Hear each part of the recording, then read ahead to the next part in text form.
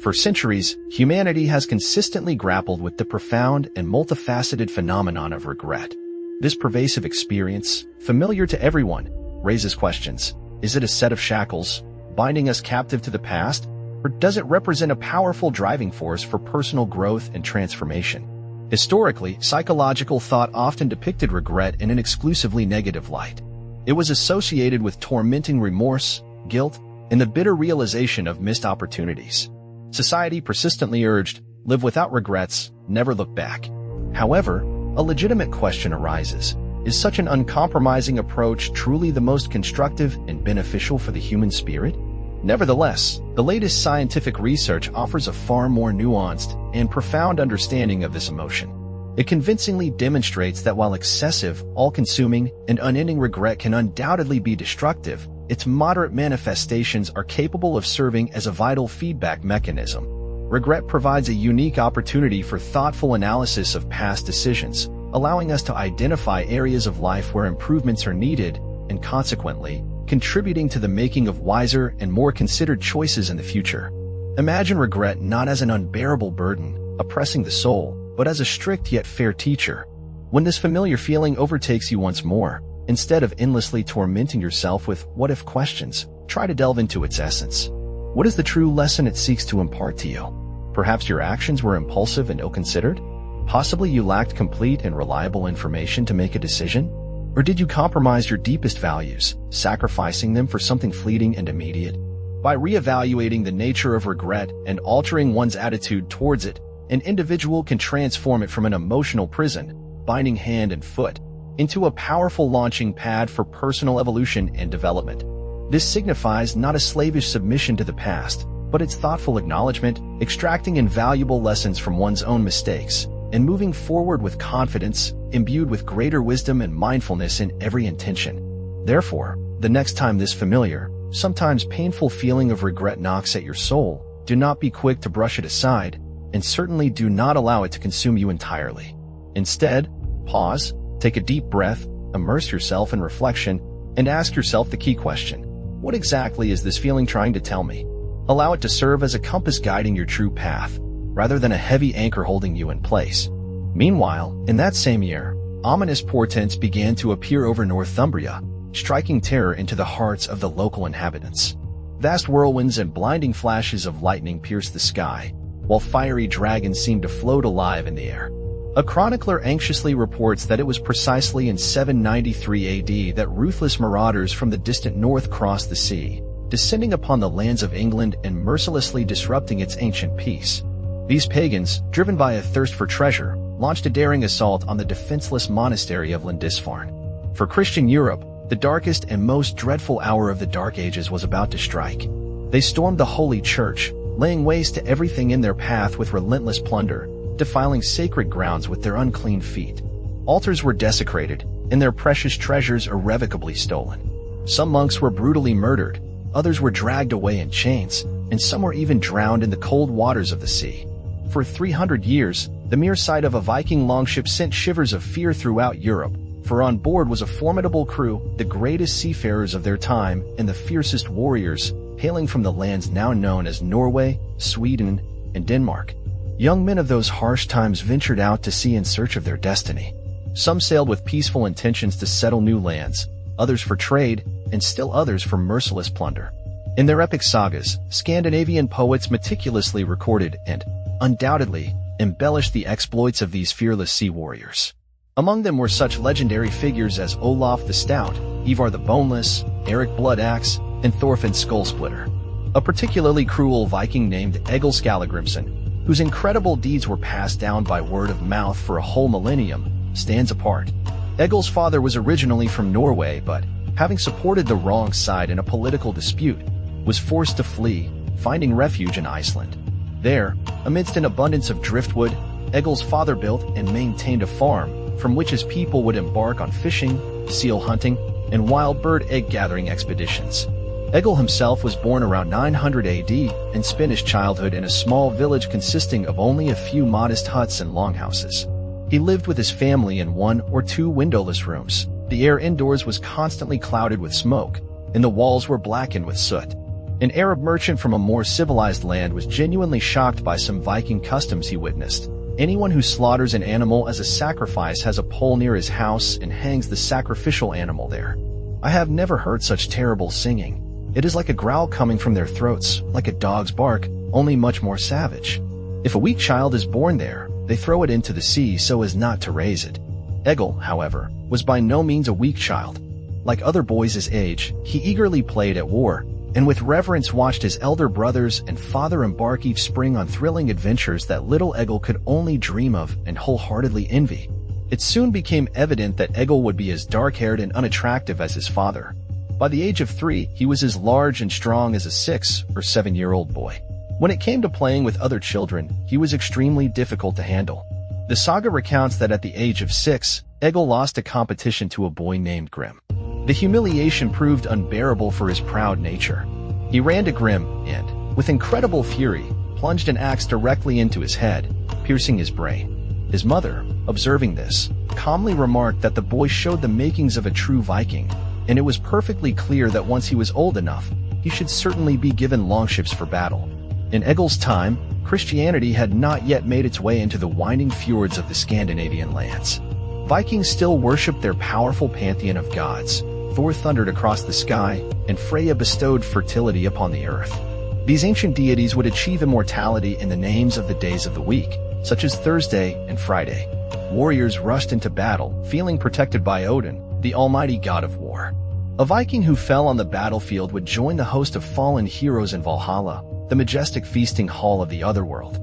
There, he would celebrate his earthly deeds until that fateful day when he was destined to fight and perish alongside the gods themselves in humanity's last battle, Ragnarok. His fate, it seemed, was already predetermined by the will of the gods. Young Egil, from his earliest years, spent his days in constant skirmishes, honing his combat skills in duels and perfecting his hunting prowess, thereby refining the traits of a true Viking. With anticipation, he awaited the first harbingers of spring, which would bring the opportunity to once again set sail on the open sea in a swift longship to undertake daring raids. His elder brother already owned such a vessel, and when he began recruiting a crew from the surrounding villages, Egil, without hesitation, joined him.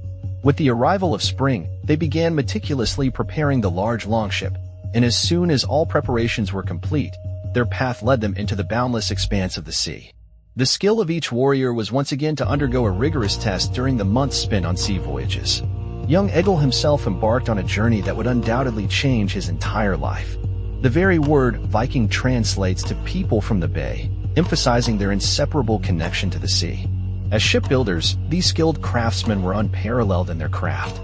By the end of the 8th century, when the Scandinavians, known as Vikings, descended upon the defenseless monks in Lindisfarne, they had already developed a type of vessel destined to change the course of history.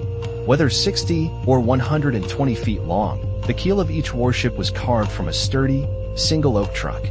Thanks to their wide hull and shallow draft, these astonishing ships could penetrate far up rivers and be pulled ashore almost anywhere.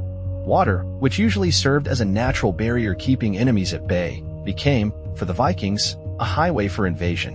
For them, their vessel was not merely a means of transport but an animated being. They bestowed upon it majestic names, such as Long Serpent and Wind Raven.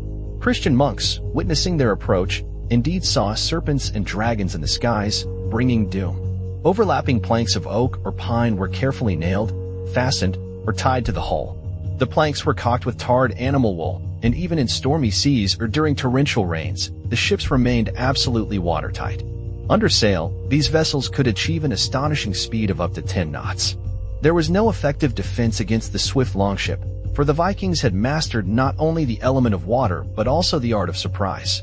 A French monk bitterly lamented, "The Vikings seize everything that lies before them, and no one can resist them." Soon, Egil, thanks to his outstanding abilities, rose to command his own ship. As soon as his crew was fully assembled, that same summer they set off to plunder in the Baltic Sea. During long sea voyages, Egil and his crew would pass the time playing board games, such as King's Capture, to while away the hours. In their sea chests, the men also kept a number of personal items, not least among them, their combs. English women greatly admired Norsemen because they meticulously combed their hair, washed every Saturday, and frequently changed their clothes, which made them stand out from others. After undertaking numerous raids and acquiring a significant amount of treasure, Egil sailed into the Baltic, to Curonia, now located in Latvia. For 2 weeks, he and his comrades engaged in peaceful trade. But just as suddenly as he had arrived, Egil changed course and sailed away to resume his plundering activities.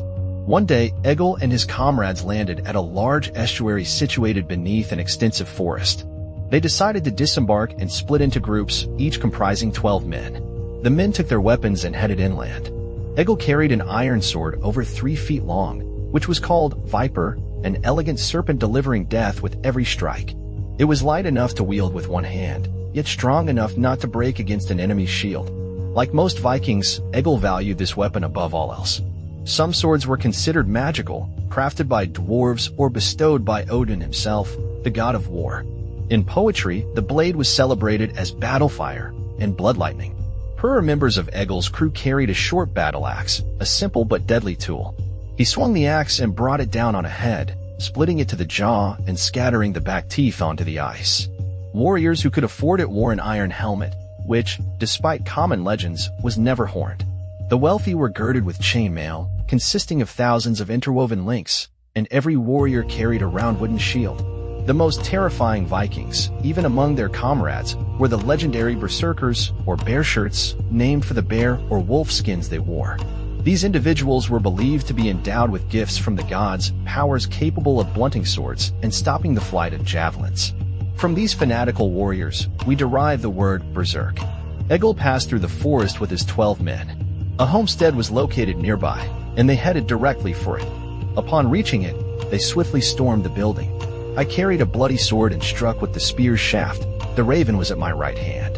When we plundered, we moved forward, burning with a thirst for battle. We made their houses blaze. Bloody at their gates lay those who quickly fell asleep. The sleeping farmers were mercilessly killed in their beds, and their property plundered. Each man gathered his load and carried it out of the house. Egil picked up a large jewel chest and, tucking it under his arm, returned with his men to the forest. Egil's ship continued its path of terror. In late summer, they sailed to Denmark to lie in wait for merchant ships and plunder wherever they could. Thus continued their ruthless business, stealing silver and gold treasures from defenseless monasteries and seizing slaves from coastal villages. But, having accumulated significant wealth, Viking raiders sometimes preferred not to fight, but to trade. Treasures and slaves could be exchanged for Mediterranean wines, exotic Eastern spices, and valuable Persian leather. Their most prized ornaments were ceramic beads, carefully kept on the ships. They would trade for them, string them onto a chain, and give them to their women as necklaces, thereby displaying their spoils and care. The Normans, settled in Normandy, and even the Danes in Denmark, would now be perceived as strangers by people like Egil. By the 12th century, Christian Europe had silently but steadily absorbed this once formidable race of warriors. With the final departure of the Vikings, dragon prows would no longer soar on the seas, and good Christians would no longer have to whisper their 300-year-old prayer, "From the fury of the Northmen, O Lord, deliver us." In the Scottish Highlands, where hatred is as old as the hills, men die more easily than feuds end. Where clan fights clan, only one hatred can unite them, their hatred of the English. Against all odds, a band of warriors will help Scotland achieve its greatest victory and inflict one of England's worst defeats. As the 14th century dawned, Scotland was at war with itself. Far from king or court, men settled disputes with the sword. The MacDougals took up arms against their rivals, the Campbells. Their target, the most valuable possession in this harsh land. This was a triumph for the MacDougals and another defeat for the Campbells. They lost a herd, and with it, much of their wealth. As the surviving Campbell fled home, misfortune was his constant companion. Once again, his clan had been routed by their age-old foe, an insult they would not soon forget. But vengeance would come sooner than they expected, and from an unexpected source. The Campbell sanctuary lay among the peaks and folds of the Scottish Highlands. In the 1300s, this was a world apart. Mountains, lochs, and bogs separated the Highlanders from the lowlanders of Scotland and the rest of Britain. Winters were fierce, summers rainy. The sparse soil supported only the hardiest creatures, and the people, as one lowlander complained, were as hard as the very earth. The Highlanders were a wild and untamed people, rough and independent. Even language divided Scots. Lowlanders spoke English, Highlanders spoke Gaelic. All they had in common was a king, But for the Highlanders lost in their mountains, he was indeed a distant figure. For the Campbells of Argyll in the West Highlands, their own strength was their only defense against powerful neighbors, the MacDougals of Lorne. United in hardship, families clung to the strongest rock on earth, the clan. At the heart of the Campbell clan stood Innisconnell Castle, home of their chief, Sir Neil Campbell. In Gaelic, clan means children. Within the Campbell clan, many families lived as one, sharing a common name. Even the humblest Campbell found a warm welcome within his community. Separated from parental care, he was fostered in another home to forge unbreakable bonds with the collective. The Campbells' isolated existence was unexpectedly disrupted when a mysterious stranger appeared in their lands. In 1307, the Campbells were astonished to see a man they had never encountered before on their territory, Robert the Bruce, known as the King of Scots, yet appearing to seek support from his loyal subjects. He was a wanderer, pursued for allegedly eliminating a rival to the throne. His pursuers were blood relatives of his victim, none other than the Campbell clan's long-standing adversaries. For the Campbells, no further motivation was needed to aid their monarch. Over the following year, thanks to the unwavering support of the Campbells, Bruce established his authority over less powerful clans. Individually, then in groups, they began to flock to his banner. By 1308, only one clan remained defiant, the MacDougals of Lorne. Emboldened by English crown support, they brazenly defied royal authority. Historical chronicles, captured in the epic poem The Bruce, preserved accounts of these events. By the north half of the Scottish Sea, all obeyed his majesty, save the Lord of Lorne and those who would go with him. He was ever against the king and hated him above all else. Recalling old feuds and unresolved disputes, the Campbell chief ordered his warriors to gather. Joining their ranks were the so-called broken men, outcasts, and dispossessed from their own kin groups. Within the Campbell clan, they found a new haven and a sense of belonging. Every warrior, whether Campbell by birth or by sworn allegiance, was ready to share the burdens of the coming battle and the spoils of victory. News of the impending battle echoed through the most secluded corners of Campbell territory, reaching even the clan's most distant settlements. Although the journey to their chief's stronghold took 2 days on foot, the Highlanders moved with surprising ease, unburdened by excess gear. For a war march, the primary piece of equipment for every warrior was the plaid, a versatile item serving as a sleeping bag, warm blanket, and part of their battle attire. The numerous, deep folds of this fabric not only provided significant protection against the biting cold, but could also, to some extent, shield against the strike of cold steel.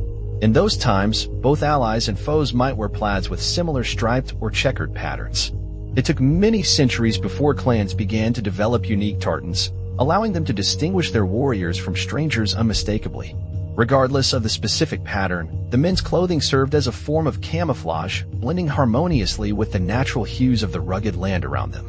The most modestly provisioned Campbells donned a lane, a simple linen shirt, which was impregnated with animal fat or tallow to make it waterproof. A small leather pouch, known as a sporran, was traditionally fastened to the belt. For most of the year, the warrior's lower body, from mid-thigh to his feet, remained bare. It was because of the harsh conditions and constant exposure to cold, which colored their skin, that the Highlanders earned their well-known lowland nickname, Redshanks. Clad in their traditional plaids, the Highlanders disciplinedly formed ranks, preparing to receive their next vital equipment, weapons.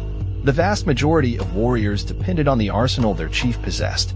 Determined to avenge old grievances and anticipating the chance to share the MacDougals' wealth, the Campbell warriors launched an invasion into their adversaries' lands, the territory of Lorne. Their route led through wild, untouched mountain landscapes, specifically through the Pass of Brander, a narrow passage where steep cliffs plunged sheer into the waters of Loch Awe. Encountering no visible resistance, the Campbells confidently advanced deeper into enemy territory. However, high on the rocky slopes of Ben Cruachan, the MacDougall warriors already lay hidden, awaiting an ambush. The king and his men held their way, and when they entered the pass, the men of Lorne, high above the king, raised a shout and hurled down stones, large and heavy, from their walls. Within minutes of the engagement beginning, those who had initially considered themselves the attackers found themselves under a sudden and powerful assault. Thanks to a timely warning from a loyal scout regarding the MacDougall's treacherous plan, Bruce prudently sent a detachment of archers forward to stealthily ascend the high ground and outflank the enemy. Thus, the MacDougals found themselves drawn into a fierce battle, forced to fight on two fronts simultaneously. Each Highlander, wielding his mighty claymore, used this enormous sword as a versatile weapon, suitable for swift attack and reliable defense. The warriors' hands were securely protected by sturdy quillins that seamlessly transitioned into the blade. The Lalaber axe, reaching 7 feet in length, became a truly formidable weapon in the hands of a sufficiently strong warrior. A Campbell warrior could skillfully hook his opponent with it, pull him to the ground, and then deliver a decisive blow with the blade. In close quarters combat, when swords became cumbersome, men instantly drew their dirk, a foot-long dagger sharpened to a razor's edge. Such was Highland warfare, a combination of skillful weapon mastery and uncompromising, primal strength. The Campbells, demonstrating tactical superiority, managed to turn the enemy's cunning ambush into their triumphant victory. After the battle, they dispersed throughout Lorne, seizing cattle and fertile lands. The defeated remnants of the MacDougall clan were forced to flee south, seeking refuge in English lands. And finally, the last, but by no means least significant reward fell to the Campbells, the ancient Dunstafnage Castle, the ancestral seat of the MacDougalls. However, this was merely a prelude, for the true struggle was just beginning, and the Highlanders were already preparing to face a far more serious